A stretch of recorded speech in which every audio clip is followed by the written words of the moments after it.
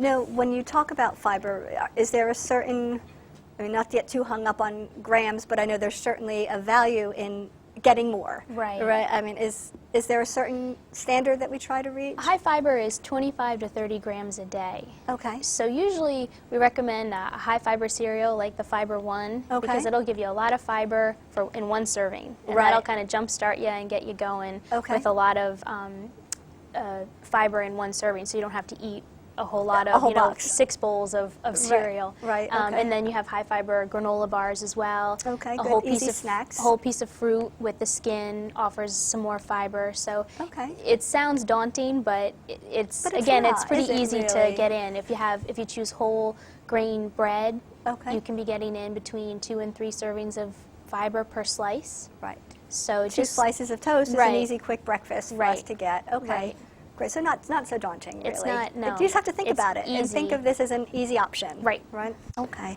Now, there are calcium. I believe you've mentioned also has a role. Mm-hmm. Is there? How does that connect? There's been studies, again, that showed that calcium, low-fat calcium sources like milk and low-fat yogurt has shown to help prevent the growth of colon polyps Okay. and also with reducing your risk of colorectal cancer.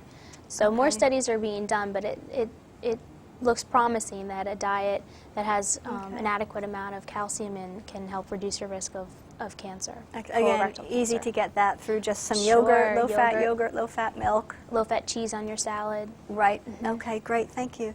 Now, is there anything else you'd want to add in terms of what we can do to reduce our risks? Well, by following this diet of diet low in animal fat, high in fruits and vegetables, that alone will help you maintain a healthier weight, because Right. that diet in itself is a little bit lower in calories than a diet that's high in animal fats. Of course. And also physical activity.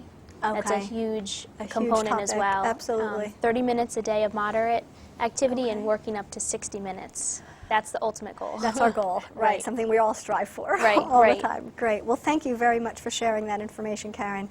I will just remind viewers that there's a program coming up at Somerset Medical Center on March 13th, and we'll have information about that at the end of our program that folks can register for. Now, in addition to our healthy diet and healthy lifestyle choices and that whole prevention side of this, early detection, particularly with colorectal cancer, is really something we have to strive for. And Dr. Virgilio, thank you so much for joining us Thank you today for to having talk me. about this. As we mentioned earlier, colorectal cancer is actually the second leading cause of deaths, just behind lung cancer, really. And people don't think Yes. of it as that being the case, yet everything you read says it's the most preventable type of cancer. Absolutely. Is that correct? Absolutely. I heard emphatic, yeah. We have a really unique opportunity with colorectal cancer to Okay. detect the polyps that lead to colorectal cancer before they become a serious problem. Okay. And there's several screening methods that are recommended for the general population. And one of the major challenges that we have is trying to get people to get screened for Right. colorectal Right. cancer. Because if we can get people engaged in the screening process, then we can get them screened and we can prevent the formation of colon cancers, the majority of which come from colon polyps. Right. And the detection of early signs of colorectal cancer and the detection of polyps before they become a clinical problem is so important and Right. can have such a wonderful role if we can get people engaged and get them screened. Absolutely, thank you. Just starting the conversation, right? Talk to your parents if you're not in the right age bracket. Talk to your grandparents if you're, or go yourself, right? Right. The age that we recommend this at is? For the general population, they should start getting screened for colorectal cancer at 50 years of age. Okay. And that the first step in getting that screening going is to talk to your primary physician. Okay. And the primary physician can look at the risk factors and look at people's individual condition and recommend the appropriate screening methods for them. Okay. For instance, fecal occult blood testing, checking for the presence of blood that's not visible in the stool, checking for that with special testing is Okay. one method that can be used to screen for colorectal cancer. And that's a very simple one, Absolutely. right? Non-invasive. This is as Absolutely. easy as it gets to start there. Absolutely. Okay. And my personal feeling is that some screening is always better than no screening. Right. And I think, like I said, that the process starts with the primary physician. Okay. The American Cancer Society recommends that colonoscopy be considered for those patients Okay. 50 years and older with average risk for Okay. colorectal cancer. And that's something that we offer to patients who are able to undergo the procedure. It's a safe, very well-tolerated procedure, and Okay. really is the most effective screening tool for the detection of colorectal polyps. Okay. Now, is that, are we awake during that procedure, or are we?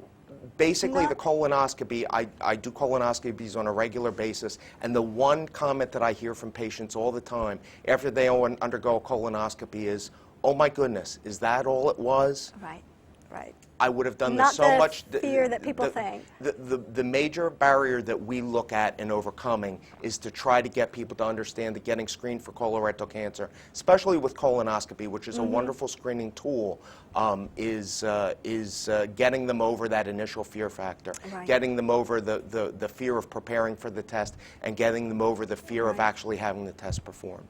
Now, what does the preparation typically involve for that, say for a colonoscopy? For patients who are of average health status, the colonoscopy preparation consists of taking a variety of preparations, depending on the patient. Either pills are used, Okay. or a combination of laxatives. Now we use with Gatorade, which is a very common way that we're preparing for colonoscopy now. Okay. There is a large fear of having to drink a gallon of material and say, Right. "I'll never go because I'll never be able to Right, finish right. the prep." That's not the case anymore. The preps over the past several years have become much more tolerable, and Okay. really the purpose of doing the prep is getting people so that their colons are cleaned of stool so that we can do a careful and a high-quality examination of the colon. Okay. And it's typically, it can be done within a doctor's office? There are Or some ambulatory that- facilities and hospitals that are able to do colonoscopy. Okay. A lot of that depends on the patient's health condition. Really, the facilities for colonoscopy have developed very rapidly and are now make the procedure very streamlined and very Okay. able to be done just really in a single day for patients. Right. So people would normally, it would take the day, not so much that the procedure takes the day, but they wouldn't typically go to work afterwards, right? Exactly. That it's not the okay. preparation, a lot of patients have the misconception that they have to take 2 days off to do a colonoscopy. And that's not the case. Absolutely not. When people come home from their normal activities, they can start the preparation procedure when they get home from work, Okay. after they're completed their day's work, and the next day they have the colonoscopy. Typically, people don't work the day of colonoscopy Okay. because they've received sedation to make the test. Really, for the vast majority of patients, they don't even they don't even know that they're undergoing the The test at all. procedure, right? Exactly. And I hear that again and again. You know, people dread this sort of exam. Just psychologically, it just seems like it's going to be something terribly uncomfortable, and it's really It's not isn't. uncomfortable It's at all. not the case, Basically, right? the test is, what we do is the patient will receive some sedation to help make them comfortable and Okay. really not aware that they're having a colonoscopy Right. at all in the vast Excellent. majority of cases. Right. At that time, we take a thin, flexible scope called a colonoscope Okay. and look through the entire length of the colon. Okay. Doing a full colonoscopy is important because it helps to detect the presence of colorectal polyps all the way through the colon. And they can really Okay. occur at both sides of the colon. The colon runs from the left side of the body, swings around to the right, and it's very important.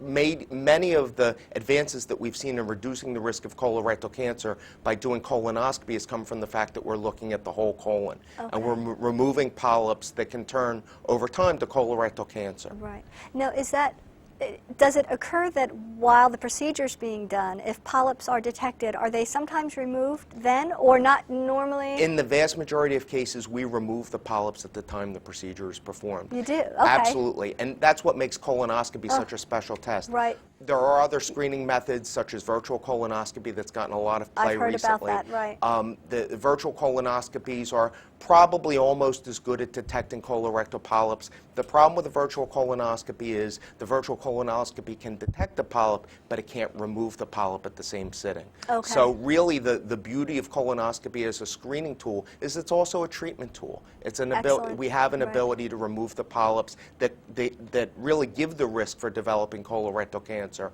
right at the Excellent. time the initial test is performed. Excellent. That just takes care of it right there. No need to come back for additional procedures. No need to stress about it. Just Exactly.